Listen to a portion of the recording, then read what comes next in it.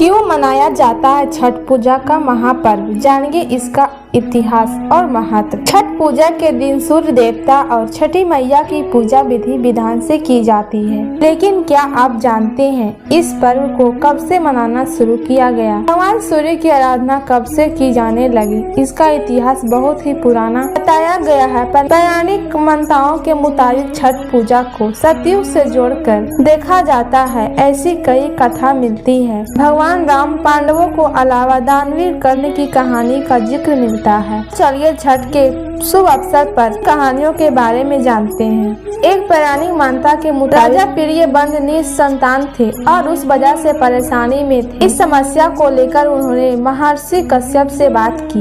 उस समय महर्षि कश्यप ने पुत्र प्राप्ति के लिए यज्ञ कराया। इस यज्ञ में बनाई गई खीर को राजा प्रियव्रत की पत्नी को खिलाई गई। उसके बाद उनके यहाँ एक पुत्र का जन्म हुआ, लेकिन वह मृत पैदा हुआ। इस वियोग में राजा ने भी अपने प्राण त्याग दिए। उसी समय ब्राह्मण की मानस पुत्री देवसेना ने राजा प्रियव्रत से कहा कि मैं सृष्टि की मूल प्रवृत्ति के छठे अंश के उत्पन्न हुई हूँ, इसलिए मेरा नाम षष्ठी भी है। अगर तुम मेरी पूजा करो और लोगों में इसका प्रचार करो। उसके बाद राजा ने षष्ठी के दिन विधि विधान से पूजा पाठ किया और उसके बाद उनके यहाँ पुत्र की प्राप्ति हुई। श्री राम और सीता दे दिया था।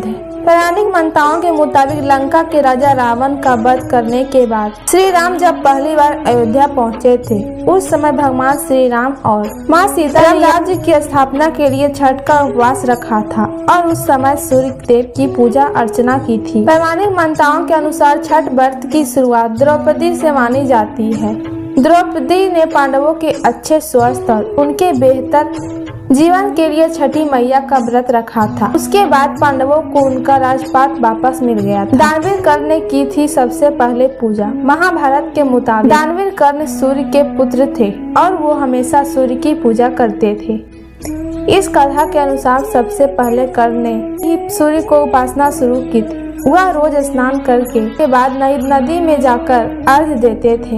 अगर ये बातें आपको अच्छी लगी तो कमेंट बॉक्स में जरूर लिखिए और मेरे चैनल पर नए हैं तो चैनल को लाइक सब्सक्राइब शेयर जरूर।